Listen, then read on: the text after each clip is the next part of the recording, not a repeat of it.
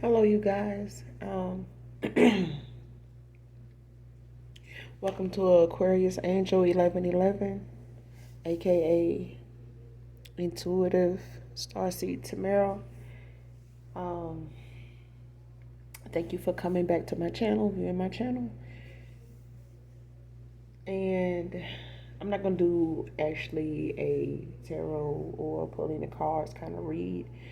I'm gonna just, you know, go off the dome, just my whatever comes up comes out.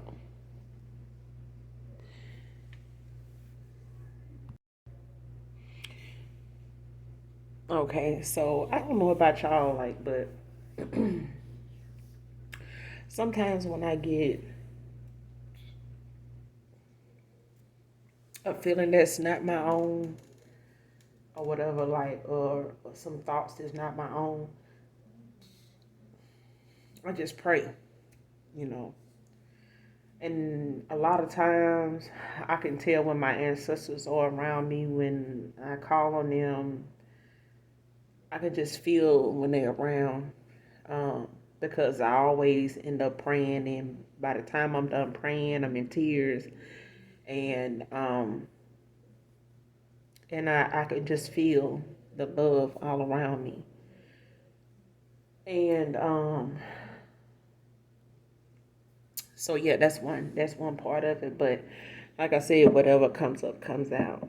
Um, I know people make New Year's resolutions around this time, and whether it have something to do with health and weight, they may be starting a new skincare regimen, vegan. It just depends. May be somebody starting a new wave on saving, couponing, all types of things people may be putting in line for themselves to do and stay on top of, bringing in the new year.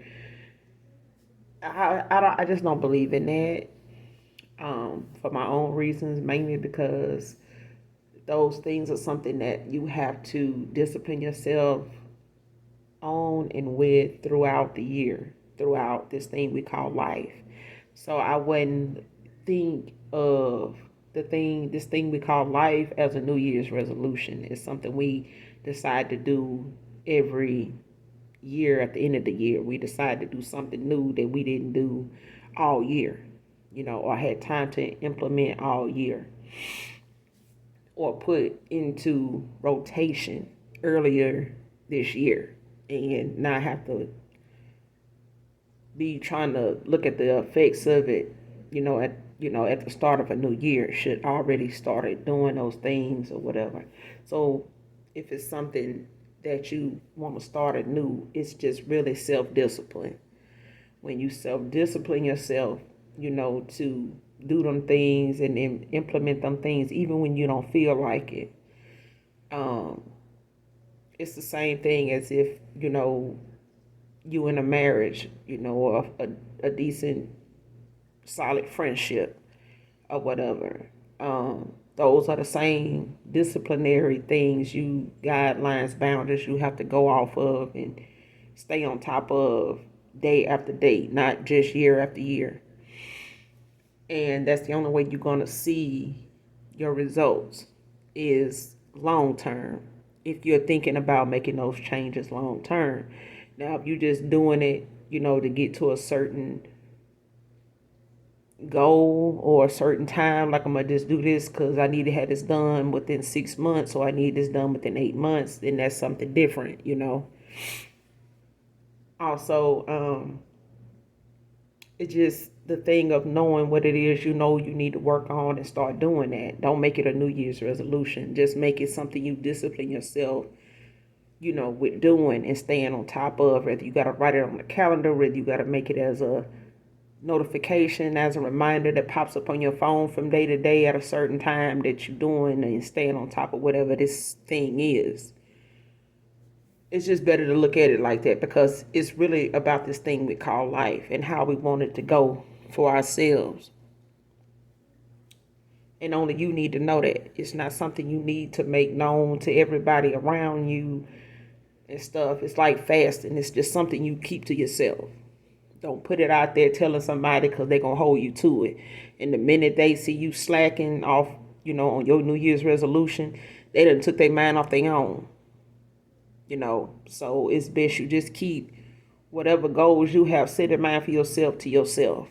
Because those are goals you got for yourself, not everybody around you. Those are your goals.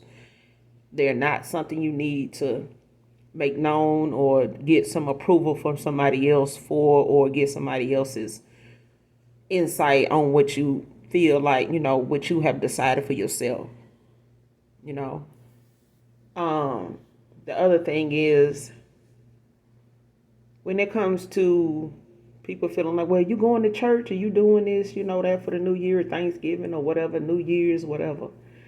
That's fine and good. But people, use this quote all the time. Well, nobody's perfect. They're not.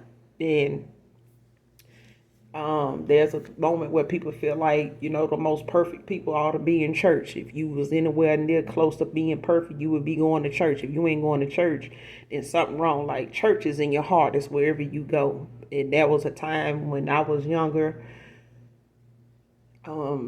people went door to door, witnessing. And I don't know if you came up in that era where, church, not just Jehovah's Witnesses, but church folk, period, as they say, would come door to door, even if it was your church family, somebody that went to your church or some church your family was known for going to.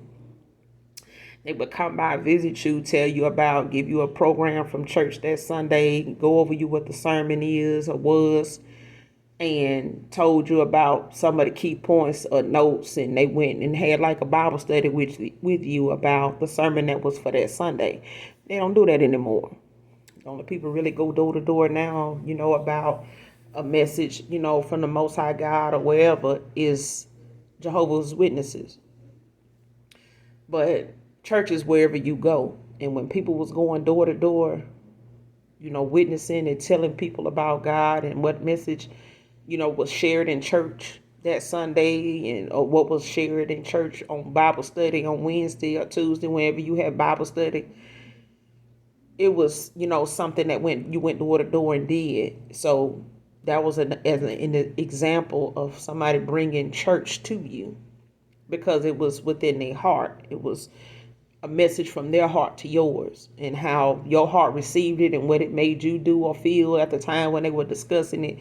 It's between you and God, So you don't necessarily have to be a churchgoer to have a celebration or to bring in the New Year or Christmas and Easter or anything like that. That's wherever you go. Wherever there's a gathering, there's God. Period. So don't get caught up in trying to explain yourself or trying to fit the agenda or the criteria for somebody else's way of looking at something. Because you'll spend the rest of your life doing that, especially with them people. And the other thing is, people make a big deal about family, stuff, and having to deal with the backdrop of, holding grudges or animosity, pent up anger, or you doing something out of spite or something like that because you decide to set boundaries with people. Stop being apologetic about it. If you know why you cut somebody off, if you know why you've been cut off, if certain people don't have good intentions, they got a hidden agenda, they got a dark side to them that you wouldn't want nobody having towards you, and you gotta put up a mask or put one on to be around other people because you constantly always around folks that's wearing a mask. So even when you around somebody that don't deserve some of the behavior that people you normally be around is doing, you got to put up a mask and be like, well, I get to let my real light shine, because I'm not around these people. So I'm gonna let my hair down. I'm gonna let myself go and just be me because I know I can be me around these people. My thing is, why are you putting on a mask to be around people you know is good for your health for the sake of you going back around folks that ain't, even if they family? Because I think deep down, some people know if you tell them people why they hardly see you, you know, because I know I've been around some folks that don't talk to each other from day to day. They feel like, well, I ain't gonna call them. They barely call me, type of thing. They don't want to do something because somebody else ain't doing it. But they've been feeling that like that toward each other their whole life. When they was old enough to put reciprocate what they feel about how somebody do something toward them, when they was old enough to do that, they started doing it, and they still doing it. And if you feel like you need to still do something, to reciprocate the behavior somebody is displaying toward you, then your time in their life, as far as you making them see what need to be seen about themselves, your time in them people's life is up for now. Because you can't make people change. You can't make people see things the way it need to be looked at, especially when it's about them. And I still say, I'm only one person. I can't change, everybody in my family. But if I can get one to see life for what it is and not feel like, oh well, she was staying with us and she ain't pay no bills, she ain't do this and do that. The thing is, if you got family that got more than what they need to provide and take care for themselves and stuff like that, and you have bent over backwards for these people, they done manipulated you, they done used you, for this amount of money, for this, come up and that come up, these people will literally expect you to continue to, give out, hash out, some more of your energy, some more of your time, some more of your financial stability to them. So I've cut a lot of people off when it comes to that. So family for a lot of people is just a word, and they feel like they can get away with how they treat you just because they family. They feel like, well, we family, so they just gonna have to get over it. I can use them. We family.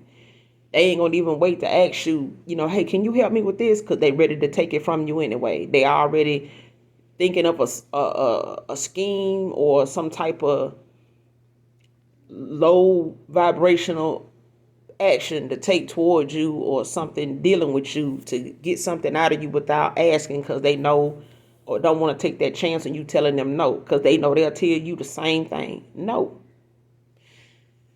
So when it comes to family, you have to stand your ground. You have to set boundaries too, and more than likely, even in relationships, two people's families sometimes don't get along. It's very seldom you see that. Very seldom you see that. You don't see all the time where both people's in-laws get along. Your wife people may not get along with your people. They may not even really like you. And vice versa. His people may not really like your people. They may, and his people and his parents and immediate family may not even really like you as his bride, as his wife.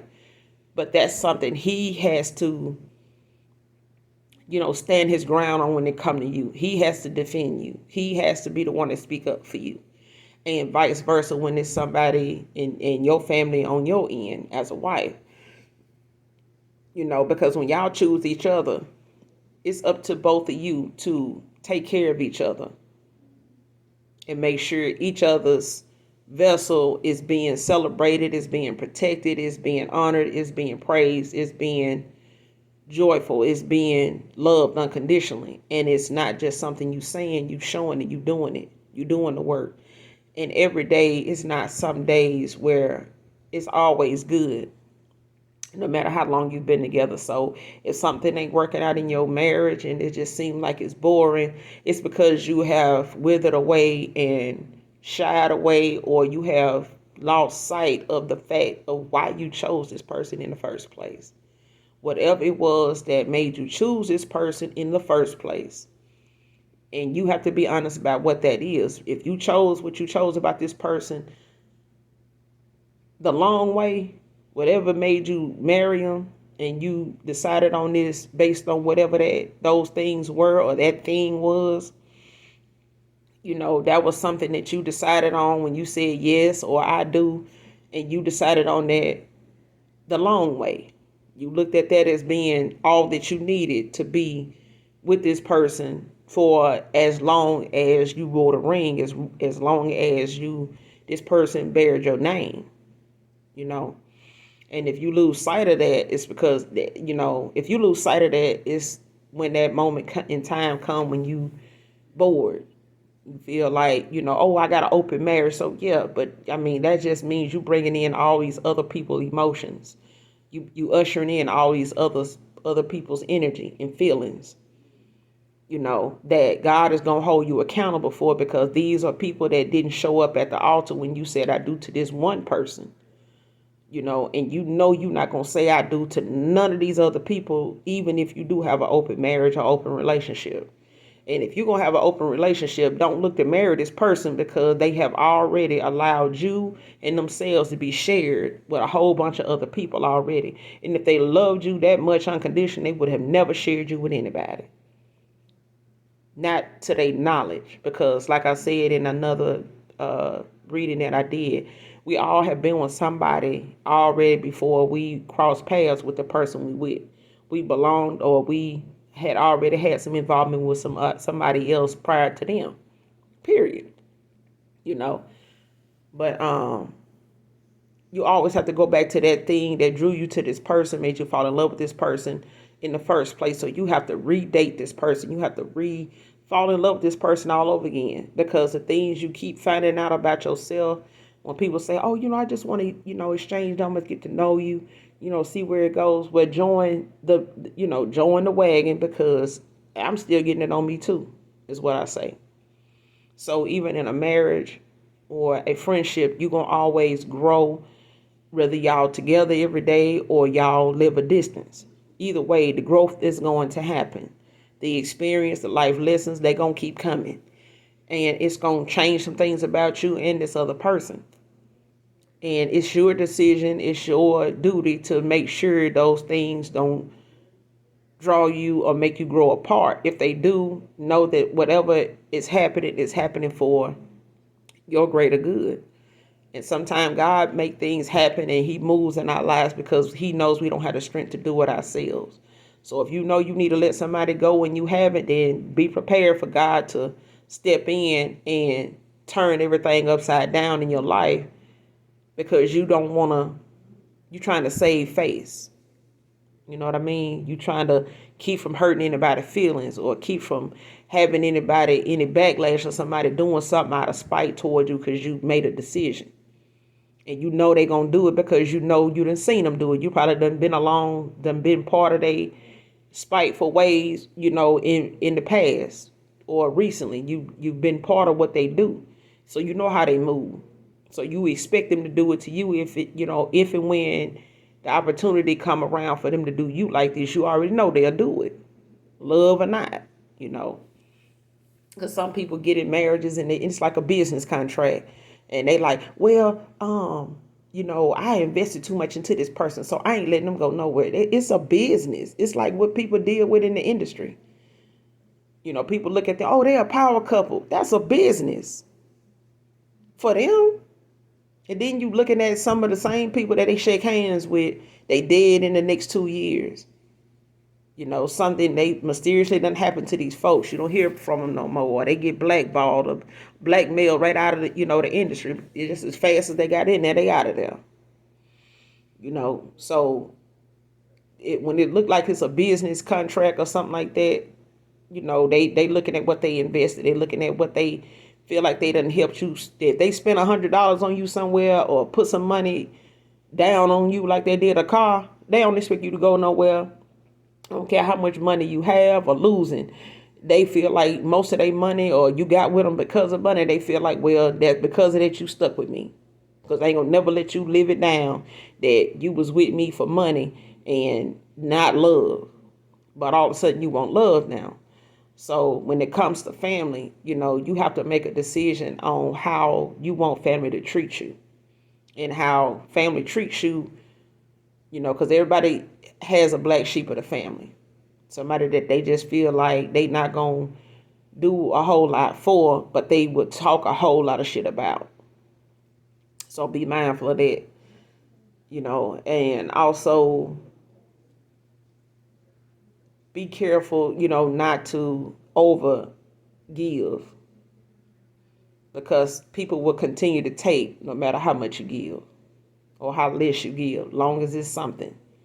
Because people nowadays, every time you look at social media, you know, um, celebrities, artists, stuff like that, people constantly reaping the downfall of giving and giving and giving, and folks still want complete and utter control over your life, no matter how much you paying them. It could be a stylist or um, a manager, whatever. They feel like they entitled to more than what you giving them, and they'll sacrifice you in a heartbeat to any demon that call on them if they feel like it's gonna get them more. And I just feel like some contracts, when you take money from somebody to get something done, that's a contract because energy is exchanged. So be mindful of how much of your energy you give out when you're a good person, and you do things from a heart space. Now, if you're doing things, just to get something out of, something in return, just stop doing that. Because when you don't get what you want, or you don't get as much as you feel like you deserve, you'll be out here bitter and low key ready to throw other folks under the bus with this fake love and fake offers, all because you trying to get back what you done put out here, because you feel like, oh, I didn't get back what I done put out. I know this worth more than this. I should have got more than this. Look what they doing over there. I gave them this and they doing better than me now. If you doing that and you feel like that, you maybe need to stop giving, because the karma that's gonna come your way because you gave somebody something with some negative intentions, it's not gonna mean that you're gonna get the good karma from that. That's why, in a lot of my readings, I say, do something nice for somebody because you want to do that, not because you want something in return. Because giving and doing for somebody, whether you know them or not, and most of the time is better to do it for a stranger, because you are one of them people that's probably gonna be more looked out for when it comes to strangers than your own family. Folks worry about moving out of state or living far off from family, because I don't want to move to that state. I ain't got no family there. Even if you did, you were gonna struggle, because even they gonna have a cutoff point when they gonna as to how much they gonna help you, or what they gonna do, or what they gonna stick around for. So whether you got family there or not, you'll find out strangers, people that don't know you, will be more adamant about helping you than your own family, because they gonna put some boundaries. They gonna, I help you with what I'm gonna get out of it. Yeah, you did something for so and so. I see them riding nice and stuff. I see y'all when you was with them, such and such, or when you was over there with so and so, or when you was working at such and such place, you had the. I don't see what happened. What you do with your money, this and that. They gonna have some limitations on what they gonna do for you. But a stranger don't know your past. They don't know where you went wrong at. They don't know who didn't give and who didn't give enough, or who don't care and who don't care enough. They don't know none of them people that you know. So all they can really bank on is, if I help this person, I'm trusting that their situation gonna turn around if I help them. Because I would want somebody to do this for me, or this was my child, I would want somebody to do this for me. If this was my husband, or this is my wife, or this was my sister going through this, I would want somebody to help her. So I'm gonna help this person. And you will probably get more of that from a stranger than, somebody that is family, even if they're in another state. So a lot of people feel like if they got family where they going to or traveling to, or relocating to, it'll be better. It's not. It's not. Sometimes you can get to where you got some family at and get around them, and your financial situation just go downhill from there. And by the time you decide you want to pick up and leave, and you feel like being there, since you've been there, it ain't worked out, you ain't got enough money to even go nowhere else, because they don't want to even compensate you for the whatever you short of. They don't want to compensate you for that, because they got you where they want you at, and that's back down there with them. Oh yeah, come when you coming back, and this, then you get back, and they, sitting back looking at your downfall. They looking at, how you going down, but they ain't gonna say nothing. But the minute you decide you want to pick up and take off, and realize you can't because you didn't invested too much into them, or you didn't try to make sense or make do with what you got, where you done relocated to, and thought they was gonna help you out, or you scared to ask them to help you out, you can best believe that if you going through that in another state, a stranger would have been helped you out before you even got in that situation or got that far, into it. They would have done helped you out. But family all the time ain't gonna do that. If they do, they're gonna have a limit on how long they're gonna help you. No matter how much they missed your presence or wanted you to come back home and, be closer to them. So, but in all things, when it comes to some of the things you're going to have to deal with, if not everything you deal with, put prayer for anything. If you need clarity about something, pray about it. If you need a validation of some kind, whether it's finding a penny heads up or tails up or whatever the case may be, whatever it is you need for validation when they come to your prayer to the Most High God, that's for y'all that don't have no God complex. Now, if y'all got a God complex and y'all got some other issues with, religion and all this stuff, because I'm talking about spiritual people. So I don't care what religion you is or whatever, but spiritual people know what I'm talking about. So we're going to leave it at that. But if you going to call on somebody, call on God. You know what I'm saying? And ask them for the clarity you need to explain or, make a situation or what to do about a situation clearer. And ask for that validation, and, in whatever way, you're going to be aware and you're going to see, that sign. So if it's numbers you asking about, if it's birds, if it's butterflies, if it's rainbows, whatever it is you need to validate a prayer that you need an answer to, ask for that validation, and be mindful of when you want that answer, or when you want this situation to clear up, or when you want something worked out, by what time. Be specific with the Most High, because that's how he works. So happy holidays to you. Everybody be safe, make good choices, and as always, help somebody, do something nice for somebody, even if you don't know them. Do something nice for somebody you don't know. You'll be surprised of the therapy it has on the effect in the therapy it has for your soul and for your higher self. So enjoy your holiday, be safe, and I love you. Bye.